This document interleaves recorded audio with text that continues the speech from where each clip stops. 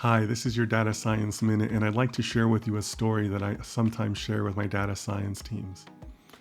A police officer is driving down a dark road at night and sees a drunk man standing underneath the streetlight.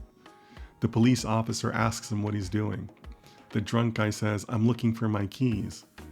And the police officer says, "Is this where you lost your keys?" The drunk guy says, "No, I lost my keys at the bar, but I'm looking here because this is where the light is best." I use that story to illustrate that we can't, as data scientists, afford to be the drunk guy, only looking where the light is best. Why are you using a particular model? Is it because it's your favorite model? Or because you just happen to have the code snippets from a previous project that you can also apply here? Or maybe you read a white paper and now you're rushing to implement a technique that you don't really understand? That's not really conducting a wide search.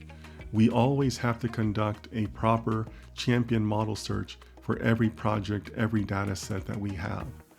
Otherwise, we risk not applying the scientific method in the best way possible, and that's not good.